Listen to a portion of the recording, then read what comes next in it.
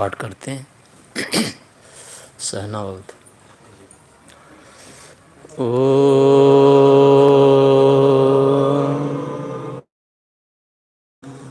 सहनावतु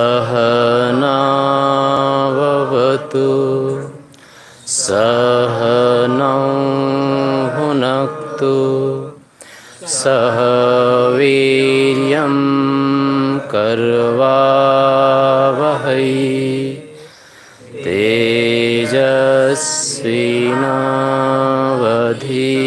तेजस्विनावधीतमस्तु मा विद्विषावहै। ओम शांति शांति शांति। इस कक्षा में आपने अभी क्या क्या जाना है जी? क्या विषय आया था आपके सामने? ज्ञान कर्म उपासना। तो ज्ञान के अंतर्गत क्या ज्ञान हुआ? ज्ञान के अंतर्गत क्या ज्ञान हुआ? ज्ञान प्राप्ति के साधन। कोई साध्य आया?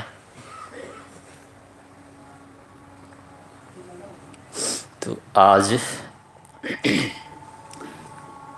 ज्ञान का उपयोग कैसे करें?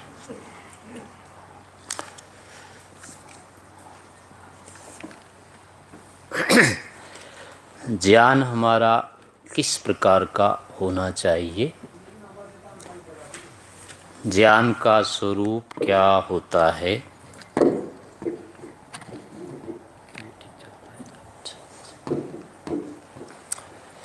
इसको समझने का प्रयास करेंगे।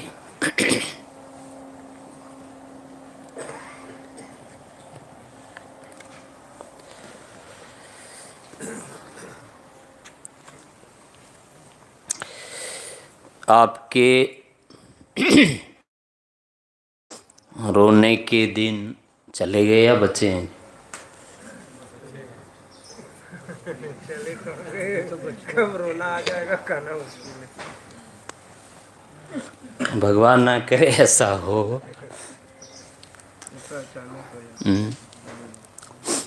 तो दिन यदि बचे हुए हैं रोने के, तो बचाए रखना है या हटाना है? हटाना है। इसको थोड़ा सा और कुछ करो ना। तो थोड़ा नीचे कर तो शायद मुंह में सट रहा है ना। पीछे ठीक। तो इस दिन को हटाना है।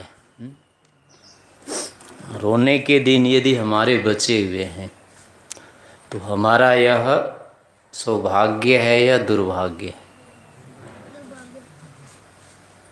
दुर्भाग्य को दूर करना होगा।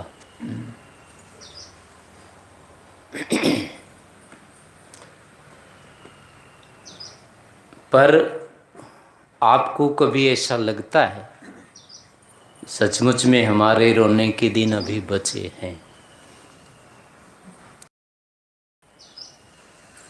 ये विचारणीय। कांटा लगा तो है लेकिन वो दिख नहीं रहा है। रोग है, बीमारी है, लेकिन वो दिख नहीं रही है। तो वो हटेगी या नहीं हटेगी? फिर नहीं, अगर दिख नहीं रही हो, बीमारी हो और पता ना चले उसका, तो उसका निदान होगा या नहीं होगा? फिर नहीं होगा ना। तो कांटा यदि लगा है और दिख नहीं रहा है तो वो कांटा निकलेगा नहीं। ऐसे ही हमारे जीवन में यदि दुख है, कष्ट है, बाधा है और उसका हमको परिज्ञान नहीं हो रहा है, तो उसको हम दूर नहीं कर पाएंगे। तो सबसे पहले हमें ये पता चलना चाहिए कि हमारे जीवन में दुख है, बाधा है, कष्ट है। यदि ऐसी वास्तविक प्रतीति हो जाएगी, निर्णय हो जाएगा, तभी उसको हटाने के लिए पूरी शक्ति से लग पाएंगे। यदि निर्णय नहीं होता है, पता नहीं चलता है, समझ में नहीं आ रहा है, तो उसको हटाना कठिन होगा, प्रयास ही उसका आरंभ नहीं कर पाएंगे।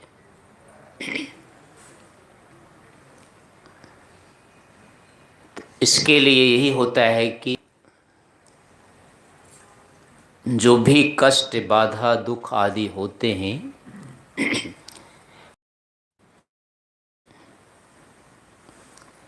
और ऐसी ऐसी परिस्थितियां आई हमने जिसमें लग अब सर्वनाश होगा, कोई उपाय बचा नहीं हमारे लिए, निराशा के बादल आए हैं जीवन में, तो अब वो स्थिति, वे दिन किस कारण से आए थे, क्यों आते हैं ये, और किन परिस्थितियों में आते हैं।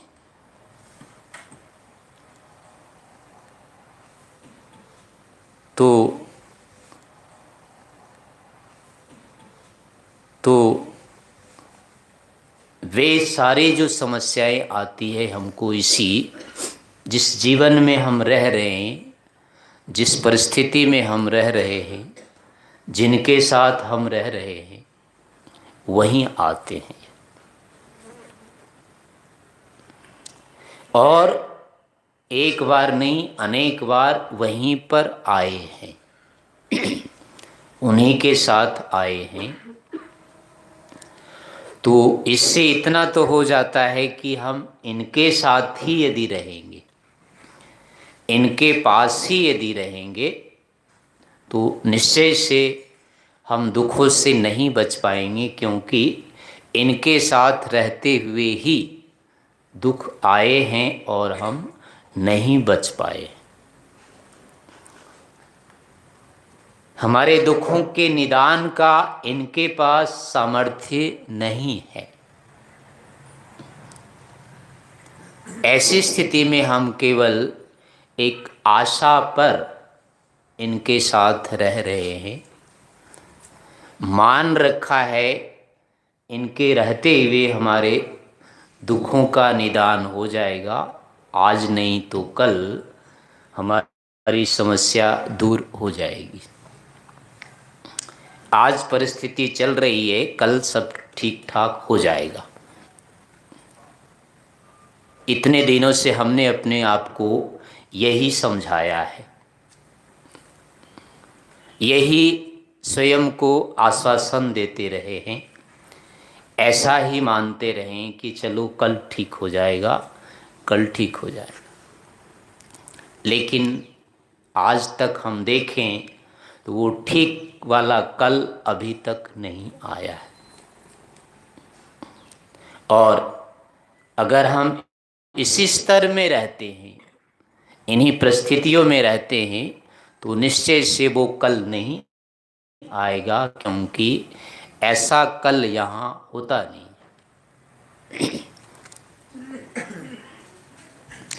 जिन जिन के भरोसे पर आपने देखा कि हम अपने आप को निर्वाध कर लेंगे, जिन जिन के ऊपर विश्वास किया है, इनसे हमारी समस्याएं दूर हो जाएंगी, उनके सामने ही सब कुछ हुआ है। तो ऐसी स्थिति में फिर भी उनके ऊपर आशा रखना, उनके ऊपर भरोसा रखना, उनको मान के चलना कि ये हमारी नैया पार करेंगे, तो यही क्या है? अज्ञान है। जिनसे जो निदान संभव नहीं है, जिनसे जो हो नहीं सकता है, अगर उनसे हम भरोसा करते हैं, उन पर वो विश्वास हम करते हैं, तो यह विश्वास करना ही हमारा अज्ञान होता है। और ऐसा यदि चलते आ रहे हैं तो दिन रात हम उसी अज्ञान की आवृत्ति कर रहे हैं। जिस प्रकार के ज्ञान की आवृत्ति करते रहेंगे उसके संस्कार बनते जाते हैं, उसकी परतें हमारे चित्त के ऊपर बैठती जाती है और कालांतर में वही एक ऐसा रूप ले लेता है, वही अज्ञान, जिसमें अब लगने लगता है कि मैं इससे अलग नहीं हूँ, यही मेरा स्वरूप है। ऐसे संस्कार हमारे जन्म जन्मांतर के बनते आ रहे हैं। बचपन से ही हमने यही सीखा है, यही जाना है और इसको ही मान करके हमने आगे जीवन को बढ़ाया है। इसीलिए जन्म जन्मांतर से हमारे संस्कार ऐसे ही बनते आ रहे हैं और हमको आश्चर्य होता है, क्या इससे भिन्न भी कोई जीवन हो सकता है? समाज से, परिवार से, राष्ट्र से ऊपर, इनसे पृथक और यहाँ तक कि अपने इस शरीर से भी भिन्न कोई स्थिति होती है। इनसे अलग भी रहा जाता है, इनसे पृथक भी रहना होता है। हमारे सामने ये कल्पना नहीं होती है, आती है। पढ़ने को हम पढ़ते रहते हैं, जानते रहते हैं कि हम जीवात्मा हैं, शरीर से अलग हैं। घर है, परिवार है, ये हमारा इनके साथ अनित्य संबंध है, ये हमारे स्वरूप नहीं है। पुस्तकों में हम खूब पढ़ते हैं, ऐसे व्याख्यानों में सुनते हैं, प्रवचन में, सत्संग में, न जाने कितने वर्षों से हम इनको सुनते आ रहे हैं, लेकिन निर्णय पर हम नहीं पहुंच पाते। हम ये नहीं मानने को तैयार होते हैं कि परिवार अलग है, मैं अलग हूँ, समाज अलग है, मैं अलग हूँ, शरीर अलग है, मैं अलग हूँ। हमारे पास आँख नहीं रहे, थोड़ी देर के लिए आप 1 मिनट के लिए देखिए विचार करके, क्या आपको ऐसा सहन होता है? कान नहीं हो हमारे पास, हाथ नहीं हो हमारे पास, पैर नहीं हो हमारे पास, क्या ऐसी कल्पना कभी करते हैं? नहीं कर सकते। लेकिन क्या वो दिन नहीं आएंगे जब ये आँख आपके पास नहीं रहेगी, ये कान नहीं रहेंगे? इन आँख कान के रहते रहते ये हाथ आपके काम नहीं करेंगे, ये पैर आपके नहीं काम आएंगे। जो भाग दौड़ आप कर रहे हैं कल को इस पैर से, यही पैर उठाना आपके लिए कठिन हो जाएगा। ऐसा होगा, यही होता है।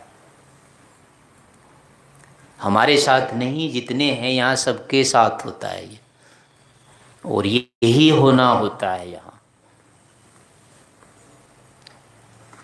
यदि ये मेरे होते तो मेरे विरुद्ध क्यों जाते ये? यदि मेरे अधीन होते तो मेरे विपरीत कैसे हो जाते ये? यदि मैं ही होता तो ऐसा क्यों होता? मैं नहीं हो सकता था ऐसा। हम नहीं चाहते कि मेरे साथ ऐसा हो, हाथ पैर मेरे लिए काम ना करे, हम कभी नहीं चाहते हैं, लेकिन होता यही। इसके बाद भी हम कैसे माने कि ये मेरे ही हैं? जो मेरे अधिकार में नहीं हो सकता है, जो मेरे अनुसार नहीं चल सकता है, उसको भी यदि हम कहेंगे कि नहीं मेरा ही है ये, तो उस मेरेपन का क्या अर्थ है? एक भ्रांति मात्र है, अपनी एक असमर्थता है, ये निराशा की एक स्थिति है। हम कभी भी अपने शत्रु के पास जाना नहीं चाहते, हम अपने विरोधियों के पास कभी बैठना नहीं चाहते। जो हमारे सम्मान का ध्यान नहीं रखता उसकी ओर हम दृष्टि नहीं डालना चाहते। हमारा ये स्वभाव है। तो जो हमारे अनुकूल नहीं हो सकता है, कभी भी ये धोखा दे सकता है, कभी भी विश्वासघात होता है, उसके साथ हम सब दिन कैसे रहना चाहेंगे? लेकिन रह रहे हैं तो निश्चय से हमारी ये विवशता है। हम उसके पास विवश होकर के रहते हैं जो ये कहता है कि तुम्हें रोटी नहीं दूंगा। हम उसके पास भी हाथ फैलाते हैं जो कहता है चले जा। एक के सामने नहीं 10 के सामने हाथ फैलाते हैं, ये सुनकर के विचार जा। ये हमारी परिस्थितियां होती है, विवशता होती है। हम किसी के आगे हाथ नहीं फैलाना चाहते, लेकिन चारा नहीं तो करेंगे क्या? जो व्यक्ति धक्के मार करके हमको बाहर निकलने कह रहा है, लेकिन बाहर हमारे पास चारा नहीं है तो हम रहते हैं उसके पैरों में, खाते हैं ठोकर उसका। ये विवशता की स्थिति होती है, स्वाभिमान नहीं है। ये हमारी सामर्थ्य का द्योतक नहीं है, ये स्वरूप नहीं है हमारा ये। तो इस जीवन में, इस संसार में दिन रात हम अपमानित भी होते हैं, ठोकरें भी खाते हैं, विश्वासघात भी होता है। जिसको हम अपना कहते हैं वो भी हमको पराया कहता है, वो भी हमको कहता है तुझे नहीं जानता मैं। इन सभी स्थितियों में भी हम अगर जीने के लिए फिर भी तत्पर हैं, फिर भी हम कह रहे हैं नहीं जिएंगे हम, तो यही हमारा क्या है? अज्ञान है। यही दूर करने की चीज है, यही समझने की चीज होती है। किसी के ऊपर हमारा यहाँ सर्वथा अधिकार नहीं हो सकता है, लेकिन फिर भी हम प्रयास यही करते हैं हर कोई हमारी मुट्ठी में आए। एक एक क्षण हमारा उस अवस्था में जा रहा है, कल को हमारी मुट्ठी बंद नहीं होगी। इसी हाथ में एक तिनका नहीं रखा जा पाएगा हमसे, लेकिन हम अभी चाबी पकड़ने के लिए पूरी शक्ति लगा रहे हैं। ये केवल अपने साथ धोखा है। जो आज सोच रहे हैं, जो आज कल्पना कर रहे हैं, जो योजनाएं बना रहे हैं, ये कल काम नहीं देगी, क्योंकि वो योजनाएं अपने लिए नहीं बना रहे हैं, वो दूसरे के लिए बना रहे हैं। दूसरे के लिए किया हुआ दूसरे के पास रह जाएगा, अपने पास नहीं आएगा। यदि वही योजनाएं अपने लिए बनाएं तो वो उसका लाभ स्वयं को मिल जाएगा, लेकिन दूसरों के लिए बनाएंगे तो उसका लाभ दूसरे को मिलेगा, अपने को नहीं मिलेगा।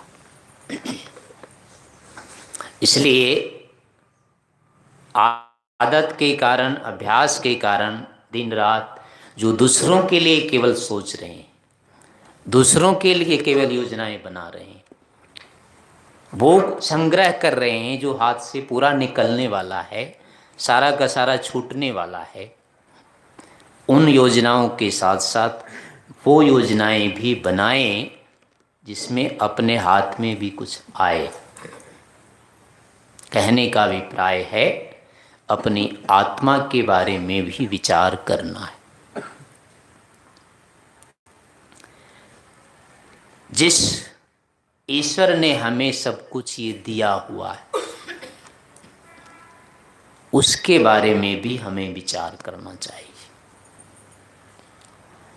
दिन रात हम केवल संसार के बारे में सोचते रहते हैं, संसार के बारे में योजनाएं बनाते रहते हैं। सारे के सारे जीवन भर के देखिए कार्यक्रम, योजनाएं किसके लिए बनी अब तक? पूरे के पूरे आपको संसार के लिए, लोक के लिए ही मिलेंगे, ईश्वर के लिए नहीं है। आत्मज्ञान के लिए योजनाएं नहीं बनी है। दुर्भाग्य तो ये है कि जीवन के अंतिम काल में भी जहाँ कोई पूछेगा नहीं हमको, उस काल के लिए भी हमने नहीं सोचा हुआ है कि ये समय तो कम से कम पूरा का पूरा ईश्वर को समर्पित करें। जब हाथ में शक्ति थी, जब सारे सामर्थ्य थे, बहुत कुछ कर सकते थे, वो पूरी की पूरी शक्ति हमने अपने से विरुद्ध में लगाया है। अपने लिए ईश्वर तक जो रास्ते बनाए जा सकते थे उस रास्ते को हमने नहीं बनाया है। जो ईश्वर से विरुद्ध जा सकते थे, कहीं और जा सकते थे, सारे के सारे धन हमने उस रास्ते पर लगा दिए। कहाँ हमने अपने जीवन के लिए योजनाएं बनाई? कब हमने इसके लिए समय लगाया? तो ऐसी स्थिति में ऐसे जीवन को यदि आगे बढ़ाया है तो फिर कैसे हम कहें कि हमने जीवन में कुछ किया, हमें जीवन में कुछ उन्नति हो जाएगी, हमारे जीवन में कोई उपलब्धि हो जाएगी? ऐसा नहीं हो पाएगा। तो ये सब जो हो रहे थे एक मानसिक परिस्थिति के कारण हो रहे थे। जो हम देख रहे थे, जो हम सुन रहे थे, जो कर रहे थे, वो सारा का सारा हमारे मस्तिष्क में छप रहा था और वही हमारा निर्माण हो रहा था, वही सब कुछ हम बन रहे थे। इसीलिए आज की स्थिति में लगता यही है कि हम इसके बिना कुछ नहीं हैं। घर यदि छोड़ दिया, परिवार यदि छोड़ दिया, समाज यदि छोड़ दिया, जीवन यदि छोड़ दिया तो हम कुछ नहीं हैं। ऐसी मानसिक स्थिति आज लगती है या लगेगी या लग रही होगी। सब कुछ किया, जो कुछ भी किया है अपने ही इसी हाथों से किया है। जीवन के अंतिम क्षण में ये लगना चाहिए था कि ये धूल है, मिट्टी है, जा एक तरफ जा। अपना आत्मबल इतना होना चाहिए था कि मुझे इसकी कोई जरूरत नहीं है अब, ऐसा लगना चाहिए था इस काल में।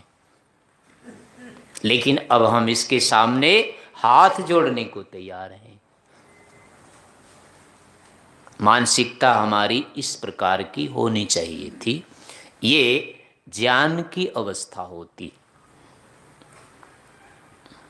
आज भी हम इसके सामने यदि विवश हैं, संसार के सामने, तो यही हमारी क्या है?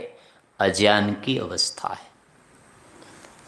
अगर हम आज भी इसका तिरस्कार करने में, अर्थात इसकी उपेक्षा हमें होती आज, इससे हम निरपेक्ष होकर के सुखी से, शांति से रह सकते थे, वो जो हमारा निर्माण होता, वो हमारा वास्तविक निर्माण होता, वह हमारे ज्ञान की स्थिति होती। ऐसा नहीं लग रहा है मन में, यदि लगता है दिन भर कि मैं बिना संसार के नहीं रह सकता, तो समझिए ये अज्ञान की स्थिति है। यदि ये लगता है कि मैं इसके बिना भी रह सकता हूँ, मुझे इसकी अपेक्षा नहीं है, तो समझिए ये अपनी ज्ञान की स्थिति काम कर रही है। अब जो भी अनुभूतियां हो रही है, निश्चय से अंतःकरण में जो बैठे हुए हैं संस्कार, जो विचार संस्कार रूप में बैठे हैं, अनुभूतियां उसी से उत्पन्न होती हैं। हमें उसी का आभास होता है, उसी की हमको प्रतीति होती है, और उसी के अनुसार लगता है कि हाँ मैं ऐसा ही हूँ। तो ज्ञान और अज्ञान को इस रूप में तोलना चाहिए हर समय कि मुझे लगता क्या है, मुझे अनुभव क्या हो रहा है, मैं मान क्या रहा हूँ। ऐसा सदैव लगना चाहिए कि मेरे लिए जो सर्वोपरि है वो ईश्वर है, उसके सामने और कोई नहीं है। आज हमारे सामने एक और ईश्वर और एक और घर, परिवार, समाज, जीवन अगर होता है तो हम ईश्वर से हाथ जोड़ते हैं, आप रह जाओ, रुको, अभी हमें इनके साथ रहना है। ईश्वर पर हमें नहीं होता है विश्वास, और इन पर विश्वास होता है। संसार को हम अभी सर्वोपरि मानते हैं, ईश्वर को हम शून्य मानते हैं। ये अज्ञान की स्थिति है। आप अपने घर में किसी को खाने देते हैं, पीने देते हैं, रहने देते हैं, कुछ पहनते हैं, पहनने देते हैं, और वो आदमी आपसे कहेगा कि मैं नहीं, तेरे से मैं बात नहीं करूँगा, तू कौन है मेरा, तो कैसा लगेगा आपको? ईश्वर के साथ आप देखिए कि क्या कर रहे हैं, आप क्या कह रहे हैं। घंटे भर भी दिन भर में ईश्वर को देने के लिए उठती है मन में भावना, लगाऊं मैं ईश्वर के लिए आधा घंटा, लगाऊं मैं अपने सारे काम छोड़ करके, अब तो 1 घंटा ईश्वर को लगाना है मुझे। होती है कभी प्रवृत्ति ऐसी? आंतरिक भावना नहीं होती है। जैसे तैसे करके हम आधा घंटा निकाल लेते हैं, उसमें भी यही सोचते रहते हैं कहाँ क्या हुआ। यानी ईश्वर के सामने हमारे लिए बैठने के लिए भी समय नहीं है अभी भी। जिसने सब कुछ दिया है, ये जो सबका आधार है, उसके लिए हमारे पास कोई समय नहीं है, कोई योजना नहीं, कोई पुरुषार्थ नहीं, कोई संग्रह नहीं है, मानने को भी तैयार नहीं है, उसके लिए कोई समय लगाने के लिए नहीं तैयार। यहाँ की वहाँ उसका अस्तित्व ही हम नहीं जानना चाहते, मानना चाहते हैं। तो ये हमारी जो है अज्ञान की अवस्था है, यही अज्ञान होता है। जो यथार्थ है उसको स्वीकार नहीं करना, वही समझ में नहीं आना, वो विश्वस्त नहीं होना, विश्वसनीय नहीं लगना, संदिग्ध लगना, यही सारी की सारी होती है अज्ञान की अवस्था होती है। जो सत्य है, जो यथार्थ है, जो उचित है, उसके बारे में ऐसा लगना, हाँ यह सत्य है, यथार्थ है, उचित है और मेरे लिए ग्राह्य है, ये जो लगना होता है, यही ज्ञान की स्थिति होती है। शरीर हमारा स्वरूप नहीं है, हम इस शरीर से पृथक हैं, शरीर हमारा साधन है। ऐसा यदि दिखता है, ऐसा यदि लगता है, तो समझिए हमने ज्ञान प्राप्त किया है। या हमें ऐसा लगना चाहिए, इसके लिए कोई तत्परता उठती है, जिज्ञासा उठती है। जैसे रोटी के लिए लगता है कि मुझे रोटी चाहिए, वस्त्र के लिए लगता है कि वस्त्र मुझे चाहिए, स्थान के लिए लगता है कि मेरे पास ऐसा स्थान होना चाहिए। अगर उसमें कोई बाधा होती है तो हृदय में टेस निकलती है, चीख होती है, नहीं है, नहीं हो रहा है। एक उद्वेग उठता है, व्याकुलता होती है, बेचैनी होती है इन चीज़ों के लिए, क्योंकि इनको हम यथार्थ समझते हैं, मानते हैं। तो यही की यही बेचैनी, उद्वेग, एक जिज्ञासा अपने स्वरूप के जानने के लिए होनी चाहिए, ईश्वर को जानने के लिए होनी चाहिए। अगर ऐसा लगता है तो समझिए कि हाँ, हमने कुछ ज्ञान प्राप्त किया है। ऐसे यदि नहीं मिलने पर हमको क्षोभ होता है तो समझिए कि हाँ, हम उसके लिए कुछ तत्पर हैं। और इस प्रकार से यदि हमारा जीवन चल रहा है तो भविष्य में कुछ मिलने की संभावना है। अगर ऐसा नहीं लगता है तो जैसे ये 60 साल का, 80 साल का जीवन उल्टा ही गया है, 20 साल और भी जाएंगे।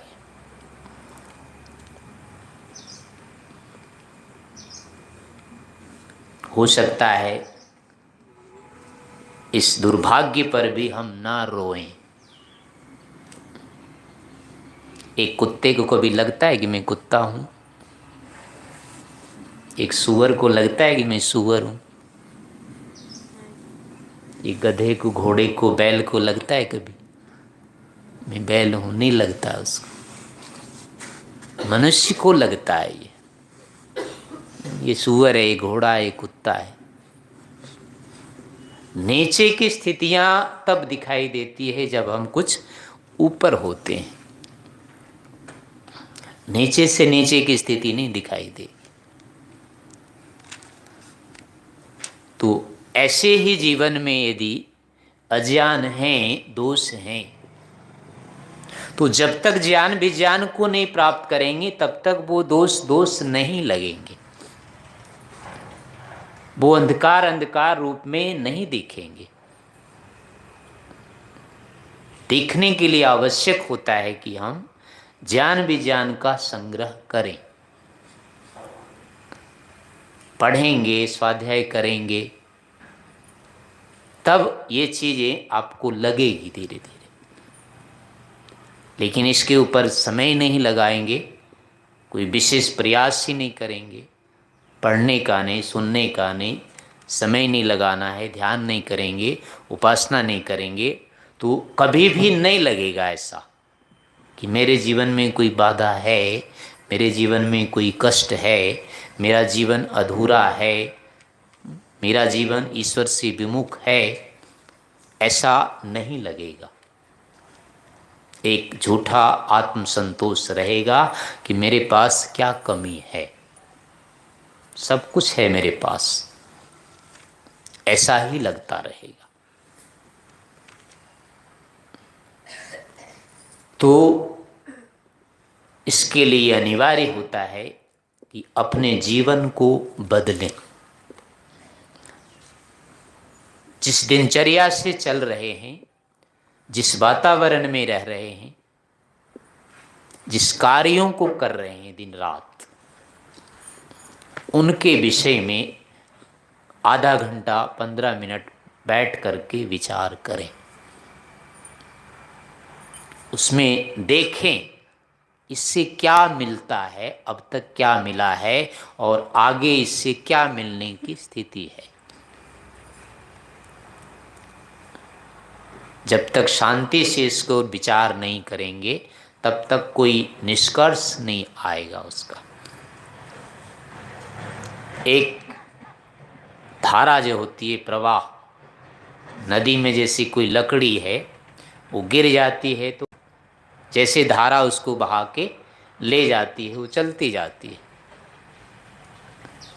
कहीं पर वो चक्कर में आ जाती है तो घूमती रहती है, कहीं ऐसी जगह भी जाती है तो वहीं की वहीं वो सड़ जाती है, आगे भी नहीं जाती।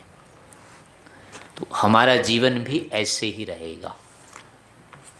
यदि विशेष प्रयास नहीं करेंगे तो नदी में जैसी गिरी हुई लकड़ी पानी के अनुसार बहती जाती है और कहीं जाकर के वो सड़ भी जाती है। तो ऐसी हम अपना जीवन भी सड़ जाएगा।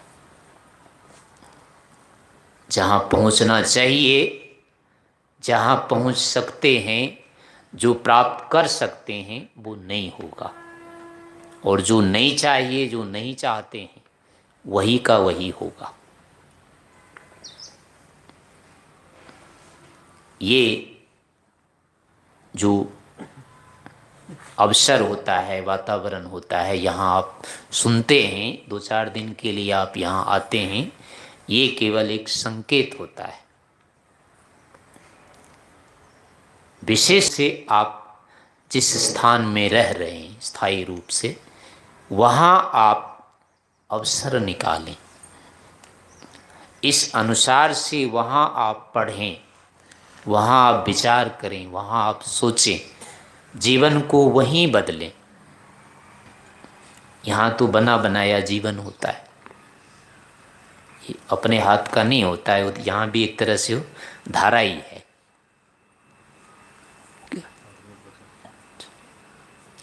तो इस रूप से अपने आप में जो पढ़ लिख रहे हैं, इसको शांति से ग्रहण करते जाएं और ये योजना बनाएं कि मुझे कल को फिर इसके ऊपर विशेष प्रयास करना है।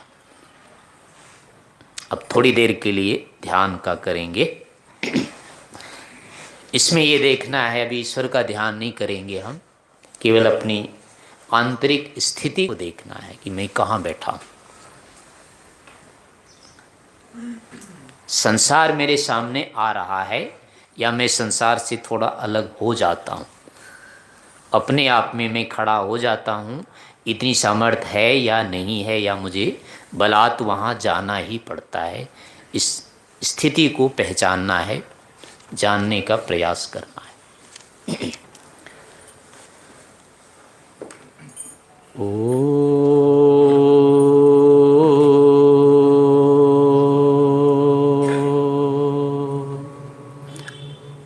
आँख बंद करके देखिए अपनी आंतरिक स्थिति को।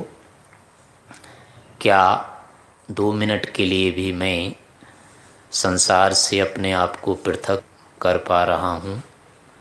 उसका कोई विचार मैं ना चाहूँ उठाना तो बिना उठाए नहीं आएगा, अथवा उसी की स्मृतियाँ आ जाती है, उसी को सोचने लग जाता हूँ।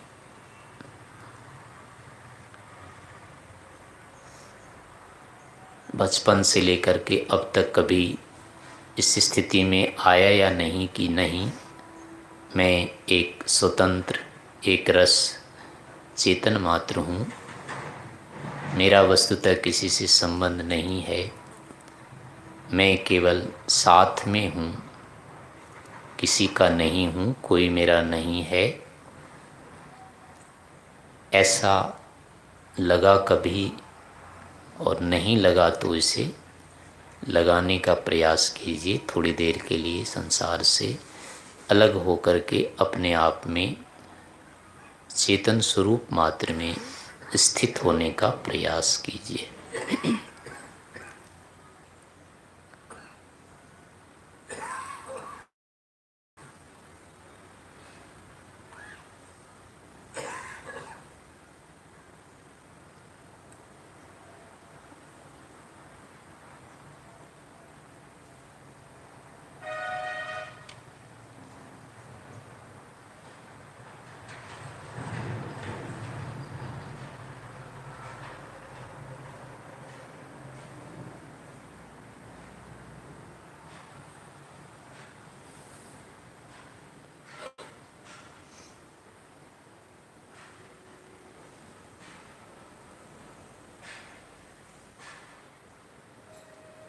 मैं चेतन मात्र हूँ, एक नित्य पदार्थ हूँ, एक रस हूँ, शरीर आदि से सर्वथा असंबद्ध पृथक हूँ।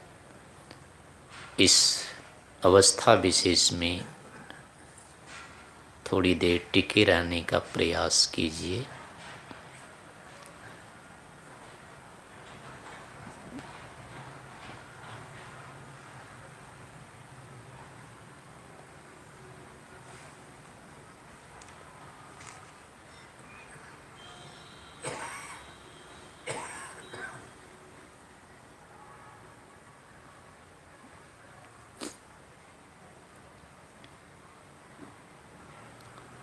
समय हो गया, अपना विराम देंगे इसे। ओम।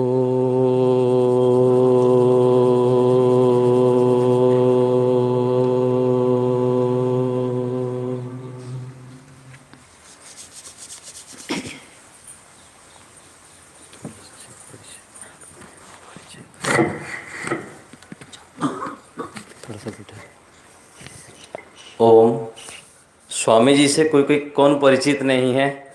यहाँ जितने बैठे हैं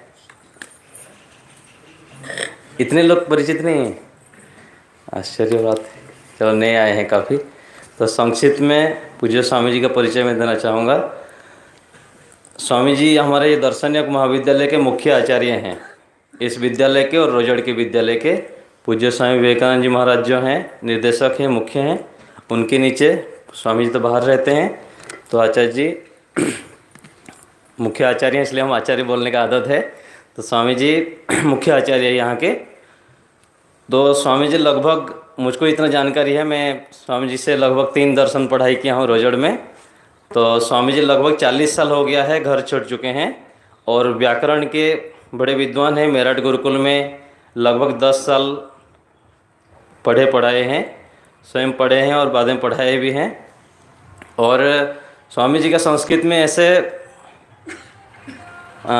योग्यता है, आप हिंदी में बोलते रहेंगे और संस्कृत में लिखते जाएंगे, ऐसे उनकी है। और हमारे रोजड़ में लगभग 1992 से 92-93 के आसपास से है, 25 साल से अधिक हो गया है लगभग। और स्वामी जी का मुख्य विषय ध्यान साधना आदि हैं। आप स्वामी जी आश्चर्य होंगे, लंबे काल हो, कभी 1 महीना, कभी 2 महीना, कभी 6 महीना, कभी 1 साल, और पिछले कुछ साल पहले 1.5 साल का मौन करके आके वहाँ रोजड़ में 1 साल का सघन साधना शिविर किए थे, जिससे हम लोग सब भाग लिए थे, जो आचार्य प्रियेश जी आदि हम लोग, उसमें भी काफ़ी लाभ हुआ था। उच्च स्तरीय साधना शिविर था वो। उसके बाद फिर पूज्य स्वामी जी भी 2 साल मौन साधना करके आए हैं। आने के बाद फिर यहाँ पर मई महीने में 25 दिन का साधना शिविर लगा था।